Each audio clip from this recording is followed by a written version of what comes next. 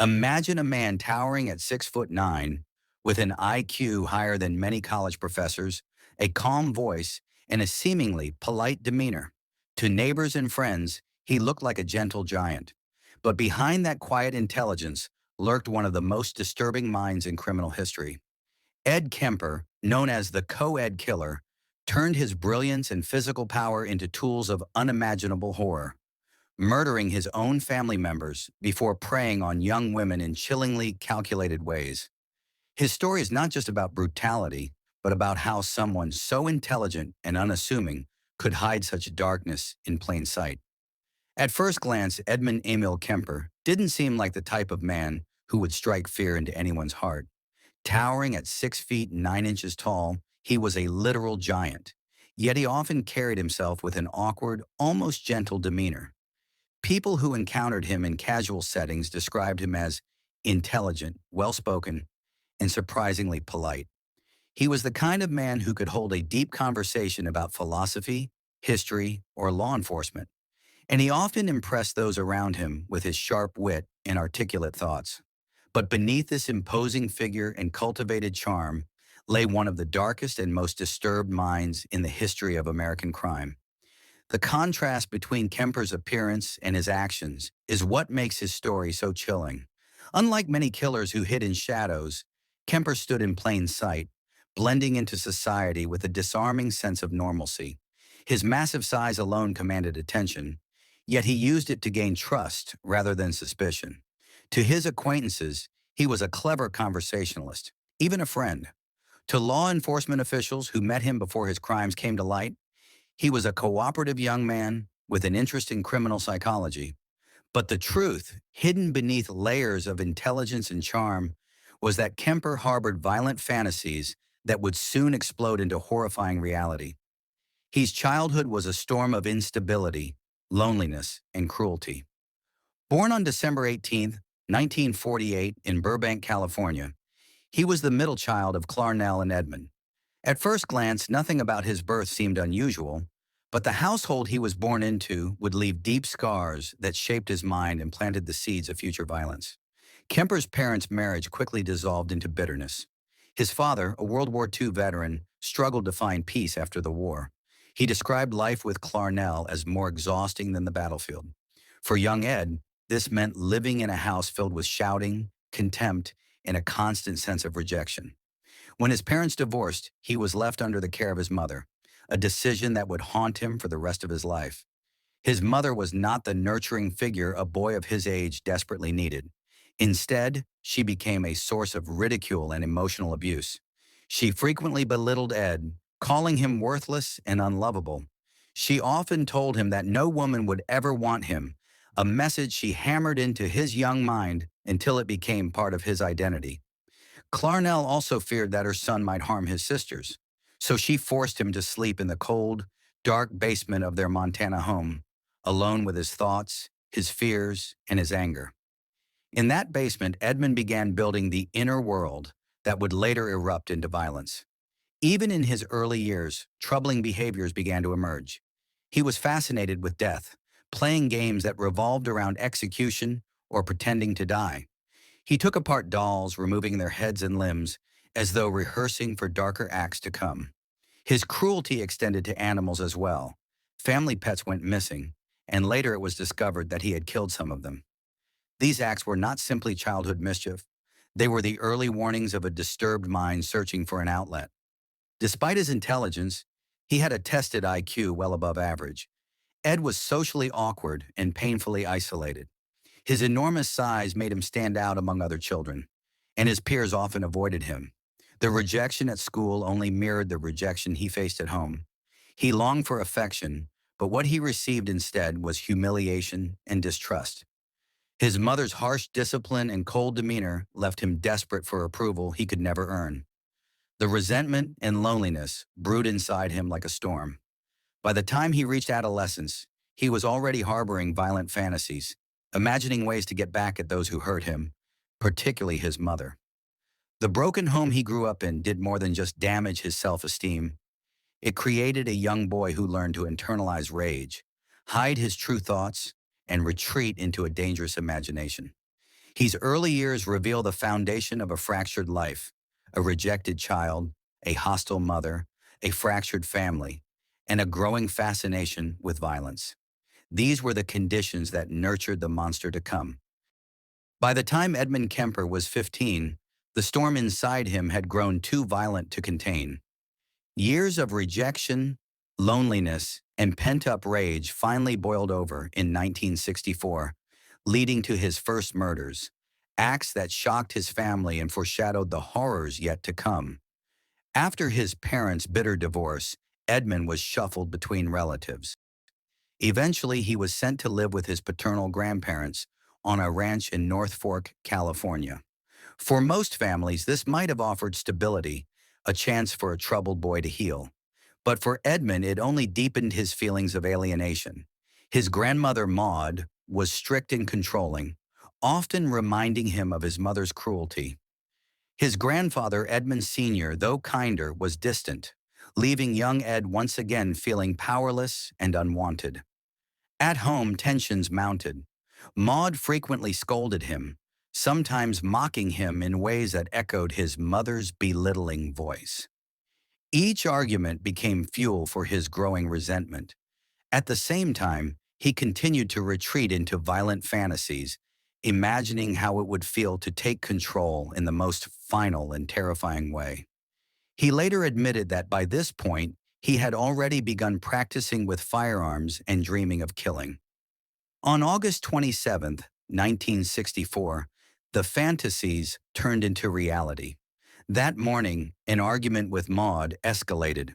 Overwhelmed with anger, Edmund retrieved a rifle his grandfather had given him for hunting. In a sudden and shocking outburst, he shot his grandmother in the head and chest, killing her instantly at the kitchen table. The act was not impulsive in the way most teenage rebellions are. It was the culmination of years of suppressed rage and dark obsession.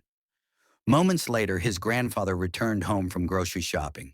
Fearing the old man would discover what he had done, and perhaps also wanting to spare him the pain of seeing his wife dead, Edmund walked outside and shot him too, killing him beside the family truck. The 15-year-old giant had murdered both grandparents in a matter of minutes. Afterward, he seemed unsure of what to do. Instead of fleeing, he called his mother, who in turn told him to contact the police. Remarkably, Edmund confessed calmly, showing little of the panic or remorse expected from a teenager who had just taken two lives. When questioned, he admitted he killed his grandmother just to see what it felt like and murdered his grandfather because he didn't want him to suffer the shock of losing his wife. The courts quickly determined that Edmund was severely disturbed.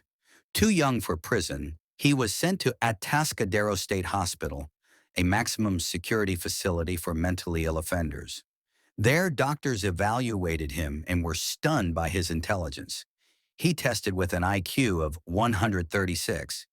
To many, he seemed cooperative, articulate, and even likable. Over time, Edmund learned to manipulate the system, gaining the trust of his therapists. He studied the behaviors of other patients and even assisted staff in psychological testing, giving him rare insight into how psychiatrists thought. But beneath the surface, the fantasies never stopped. The murders of his grandparents were not the end. They were only the beginning. At Atascadero, Edmund learned how to wear a mask of sanity, a skill that would make him far more dangerous when released back into the world. At Atascadero State Hospital, he should have been just another troubled teenager undergoing treatment for a shocking crime. Instead, the facility became his training ground. What was intended as a place of correction and rehabilitation turned into a classroom where Kemper learned how to sharpen his intellect, conceal his true nature, and manipulate the very people meant to protect society from him. From the moment he arrived, staff noticed Kemper's intelligence. With an IQ of 136, later tested at 145, he stood out among other patients. While many inmates struggled to communicate, Kemper was articulate, polite, and eager to engage with staff in long discussions. His cooperative nature made him seem less threatening than others. But behind that eagerness lay a cunning desire to learn everything he could about psychology and how to use it to his advantage. He began by devouring books from the hospital's library, especially those on psychiatry and criminology. Obsessed with understanding the human mind, he paid close attention to the very tests designed to measure mental health. Before long, he wasn't just a patient, he was helping to administer psychological evaluations to other inmates. In doing so, he gained access to case files, diagnostic tools, and insights into the criteria used to classify someone as rehabilitated. This knowledge would later serve as a blueprint for his deception. Kemper also displayed a remarkable ability to mimic the kind of behavior doctors wanted to see.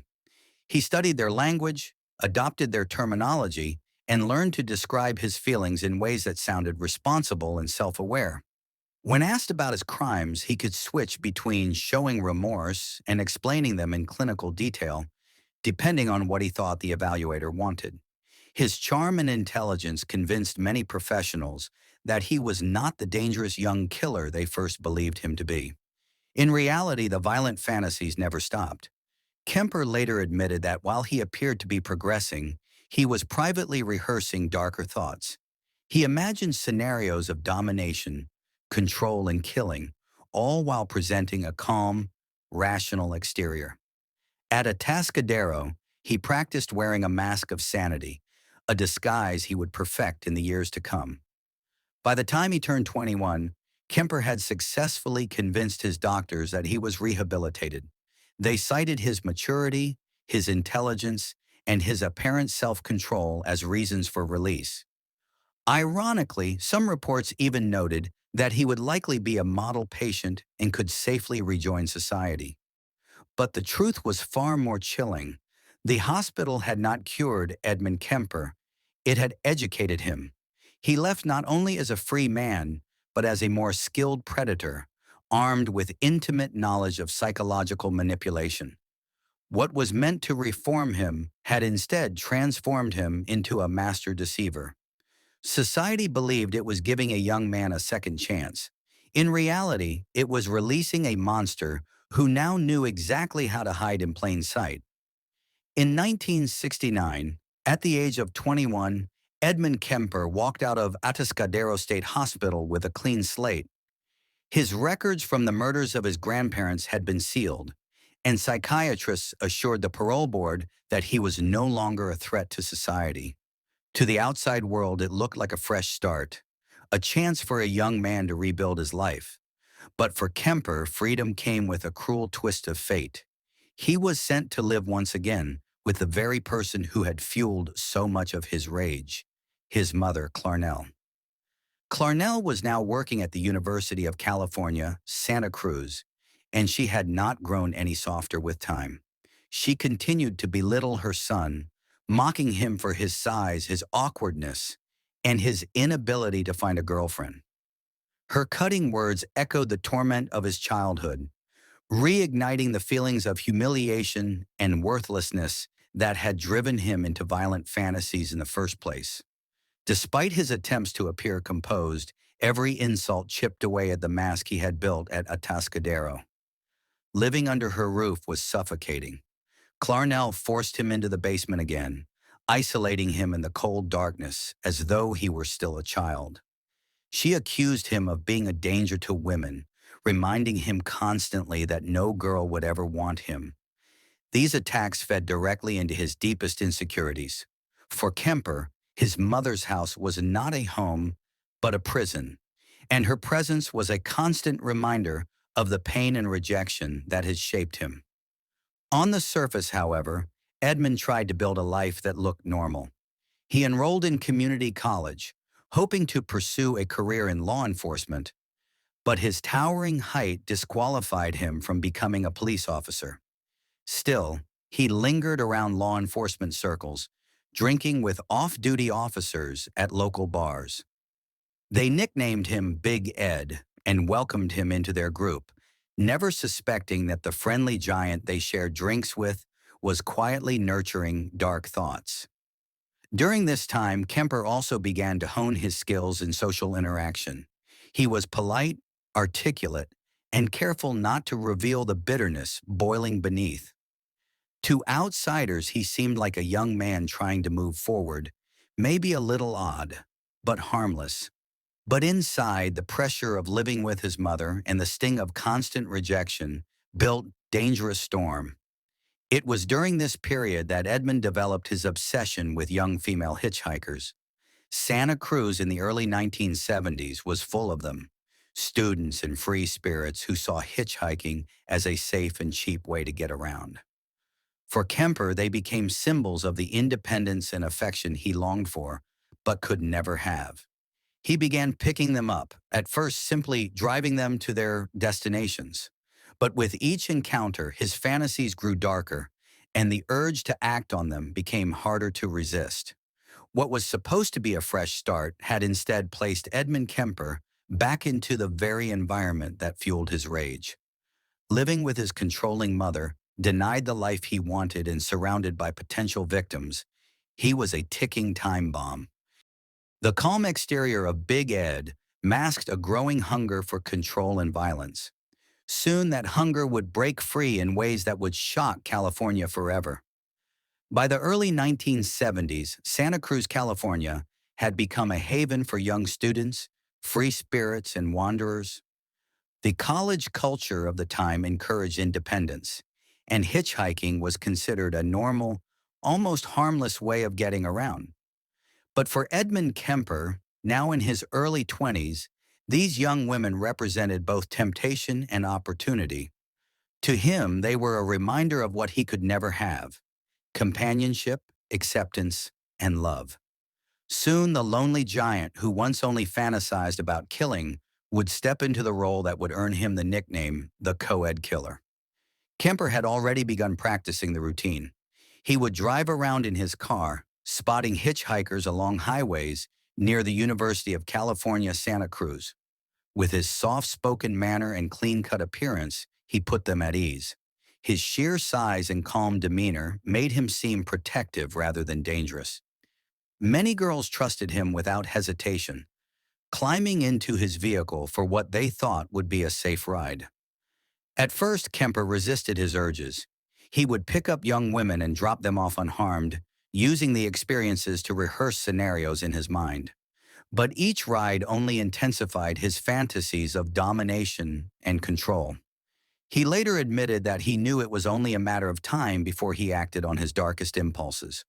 The moment came in May 1972.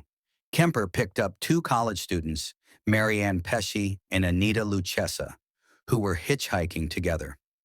The ride began like many before it: casual conversation, reassurance from the driver, and a sense of safety. But as the miles passed, Kemper's mask slipped. He drove them to a remote area, where he revealed his true intentions. In the isolation of the woods, he brutally murdered both young women, ending their lives with shocking violence. The aftermath revealed just how methodical Kemper had become. He transported their bodies back to his mother's home, where he committed acts of desecration that exposed the depth of his depravity. To him, the murders were not just about killing. They were about possession, control, and turning his fantasies into reality. The killings of Pesce and Lucchesa marked the true beginning of his reign as the co-ed killer. In the months that followed, he continued prowling the highways around Santa Cruz, refining his method and growing bolder with each success. His victims were often students, bright young women with promising futures who never suspected the gentle-looking giant who offered them a ride was leading them to their deaths. What made Kemper especially terrifying was how seamlessly he blended into the community. He drank with police officers who were investigating the very murders he committed. He spoke eloquently about crime and psychology, never raising suspicion. To outsiders, he was Big Ed, the friendly local giant. But to the women who accepted his rides, he was death itself. The first co-ed murders were not random accidents of rage. They were carefully chosen acts that marked Edmund Kemper's transformation. No longer just a troubled man with violent fantasies, he had become a predator. The birth of the co-ed killer would send shockwaves through California and transform Santa Cruz from a college town into a hunting ground of terror. What began as furtive fantasies hardened into a pattern. After his first co-ed murders, Edmund Kemper stopped being a man who occasionally entertained violent thoughts. He became a predator with method, ritual, and an unnerving capacity for planning. His crimes escalated not through blind impulse, but through cold calculation, testing boundaries, learning from mistakes, and refining techniques to avoid detection while satisfying a craving for power. Kemper's early killings taught him important lessons. He realized that impulsive violence drew attention. Brutality without strategy left traces. So he adapted. He learned to select victims who were vulnerable and likely to accept a ride. Young women hitchhiking alone on rural roads, students unfamiliar with city dangers. He perfected a calm, polite exterior that disarmed suspicion. Soft voice, friendly small talk, an offer of help. His physical presence read as protective rather than threatening, and that contrast became his most effective tool. Concealment became an art. Kemper discovered how to move bodies without leaving obvious evidence, how to use remote locations where few witnesses passed, and how to exploit his mother's house as a place where he could hide his crimes for a time. He used towels, plastic, and careful cleaning to reduce forensic traces.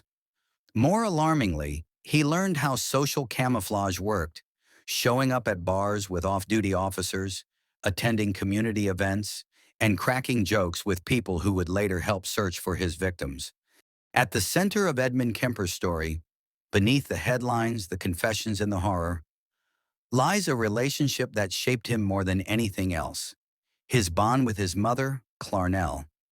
It was not a bond built on love or protection, but on bitterness, humiliation, and psychological torment. To understand Kemper's rage, one must first understand the twisted dynamic between mother and son. Clarnell was a woman hardened by disappointment. She drank heavily, lashed out verbally, and carried a deep disdain for her ex-husband. When young Edmund reminded her of him, she projected her anger directly onto the boy. From childhood into adulthood, she belittled him relentlessly. She mocked his size, told him he was too grotesque for any woman to love, and declared that he would never be good enough. These weren't occasional arguments. They were constant, echoing refrains that Kemper absorbed daily. When he was a child, she forced him to sleep in the basement, claiming she feared he might harm his sisters. The cold darkness of that space became his private world, where resentment festered. As he grew older, the physical isolation gave way to emotional imprisonment. Even after his release from an Atascadero as an adult, when he was supposed to have a fresh start, he had nowhere else to go but back into Clarnell's house. Once again, the cycle of ridicule began.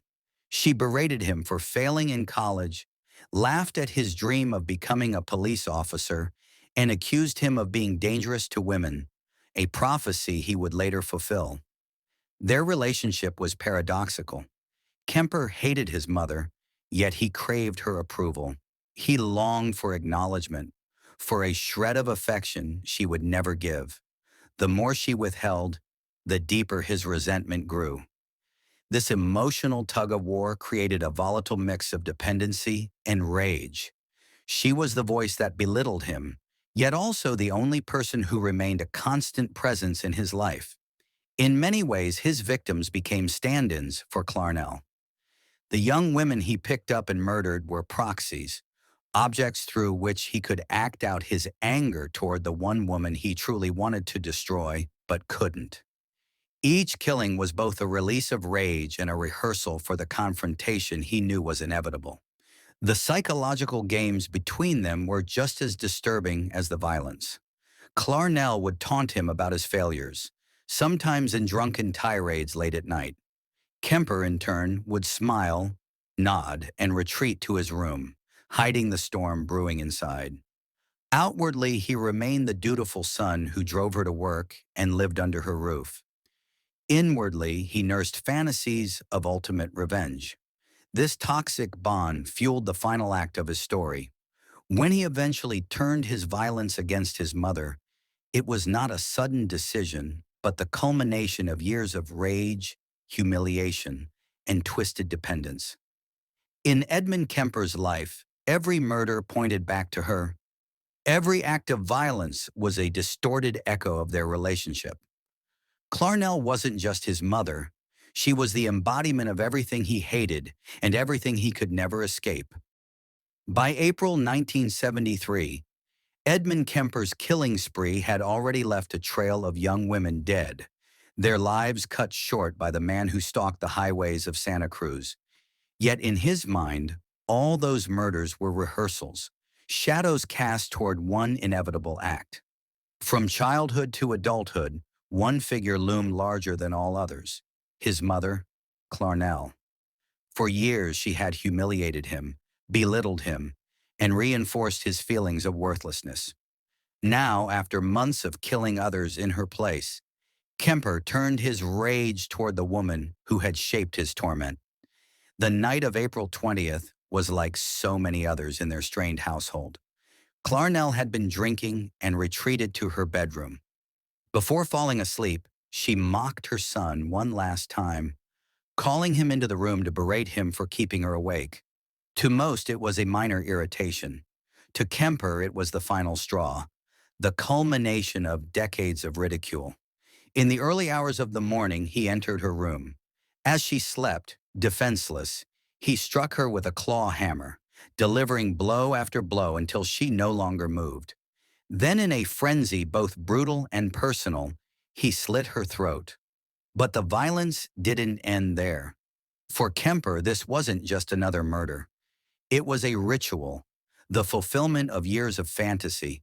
He desecrated her body in grotesque ways, acts meant to assert dominance over the woman who had controlled and humiliated him all his life.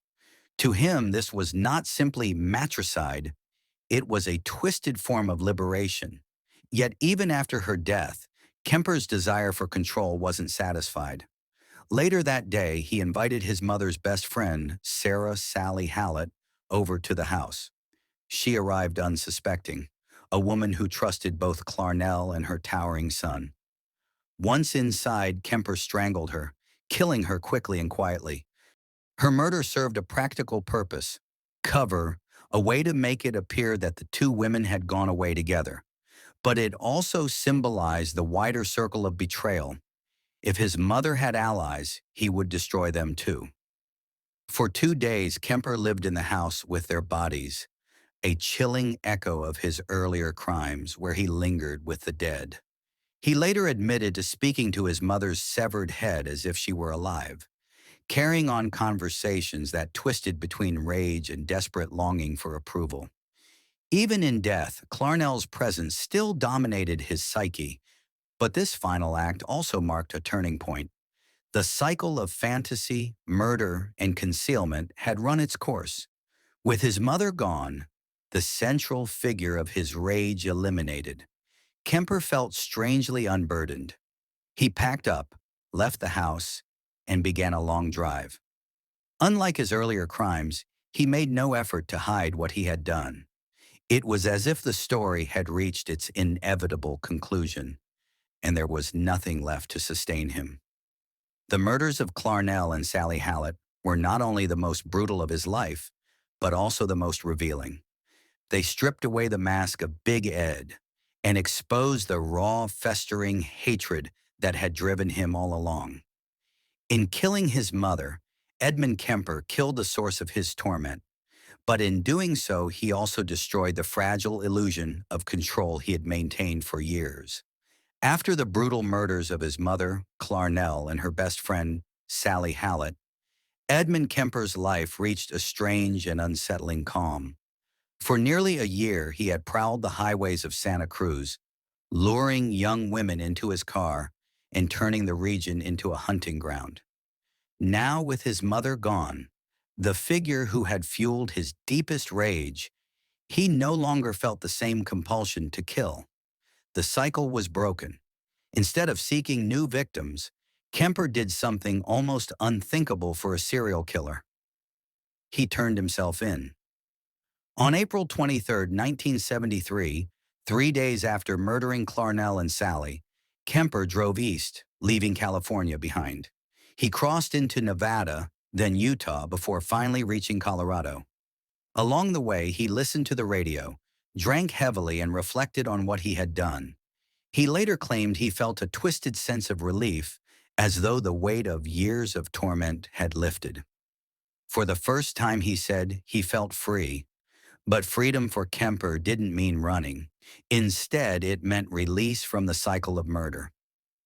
Sitting in Pueblo, Colorado, hundreds of miles away from the scene of his final crimes, he picked up a phone and dialed the Santa Cruz police.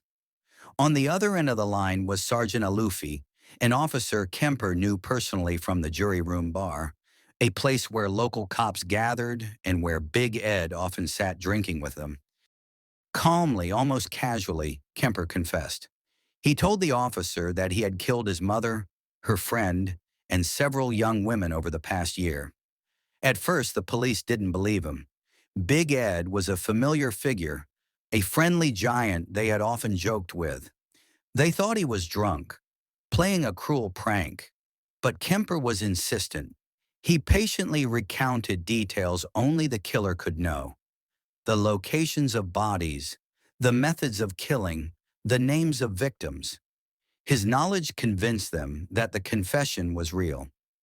When officers finally arrived to arrest him, they found not a raving madman, but a calm, polite young man who surrendered without resistance. Standing at 6 feet 9 inches, he towered over them. But he spoke softly, answered their questions, and even thanked them for treating him respectfully. It was the same unnerving composure that had allowed him to fool so many for so long. In custody, Kemper provided full confessions. He explained his methods with chilling detail, describing how he picked up hitchhikers, how he killed them, and what he did with their remains. He showed no hesitation in discussing his crimes, even admitting to the grotesque acts of mutilation he committed.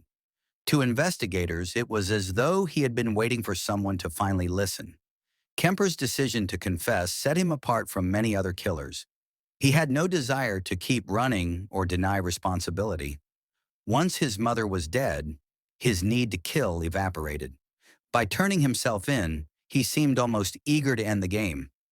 His confession was not only an admission of guilt, but also a declaration. The co-ed killer had completed his story. When Edmund Kemper was brought back to California in 1973, the world finally began to see the man behind the string of brutal murders that had terrorized Santa Cruz. Standing nearly 7 feet tall, with a calm and articulate manner, Kemper did not fit the public's image of a monster. Yet in the courtroom, the horrifying details of his crimes left no doubt about his brutality. The trial would test not only the justice system, but also the limits of psychology's understanding of the human mind. The proceedings began in October 1973. The charges against him were staggering. 8 counts of first-degree murder, including 6 young women, his mother, and her best friend. Kemper pled not guilty by reason of insanity. His defense team argued that no sane man could commit such grotesque acts: decapitations, dismemberments, and post-mortem mutilations, and then speak of them with such disturbing calm. His childhood trauma, his years in psychiatric care, and his obsessive hatred of his mother were presented as evidence of a fractured mind. But the prosecution painted a different picture. They highlighted Kemper's intelligence and careful planning. He had not been a man overcome by uncontrollable impulses, they argued, but a calculating predator. He had learned to manipulate psychiatrists at Atascadero State Hospital, memorizing psychological terms and feeding professionals exactly what they wanted to hear. He had concealed his crimes for months, disposing of bodies in remote areas, evading suspicion even while mingling with law enforcement officers. These were not the actions of a man who was insane, they said, but of one who knew exactly what he was doing. Psychiatric evaluations became the centerpiece of the trial. Doctors were divided. Some agreed that Kemper was psychotic, pointing to his delusions and twisted fixation on his mother. Others insisted that he was a textbook sociopath, fully aware, yet devoid of empathy. In the end, it was his own words that swayed the jury. Kemper spoke openly about his crimes, recalling them with chilling precision. He admitted he had fantasized about killing from a young age, and that he carefully selected victims to fulfill those fantasies. The jury deliberated for only 5 hours before reaching their verdict. On November 8, 1973, they found Edmund Kemper guilty of all counts of murder. Despite the defense's arguments, he was declared legally sane. Because California had suspended the death penalty at the time, Kemper was spared execution. Instead, Judge Harry Brower handed him a sentence of life imprisonment without the possibility of parole. At the sentencing, Kemper requested death by torture, a shocking statement that left the courtroom stunned. But the judge denied his request, stating that even execution would be too lenient for crimes of such cruelty. Instead, the state chose permanent confinement. Kemper was sent to California Medical Facility in Vacaville, where he would spend the rest of his life. Behind bars, he would become both a curiosity and a cautionary tale.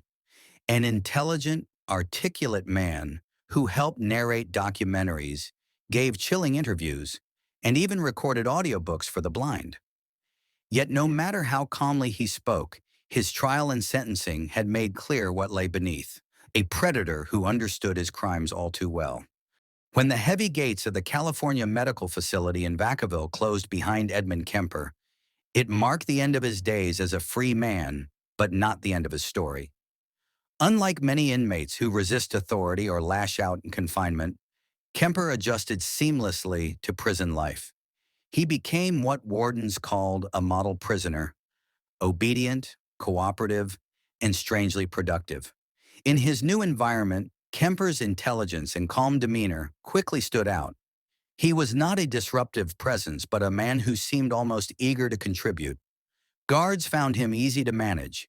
He followed rules without protest, often engaging them in polite conversation. This was the same unnerving composure he had displayed during his confessions and trial, an outward civility that masked the horrors of his past. One of the most surprising aspects of his incarceration was his involvement in a program called Books on Tape. Inmates were given the opportunity to record audiobooks for the blind, lending their voices to help others enjoy literature. Kemper, with his deep, articulate baritone, became one of the most prolific narrators. He recorded thousands of hours of material, from children's stories to technical manuals. For blind listeners across the country, his voice became a familiar guide, though most had no idea it belonged to a convicted serial killer.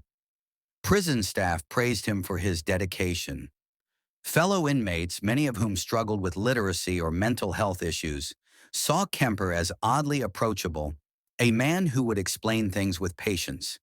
He even took on mentoring roles, assisting with educational programs.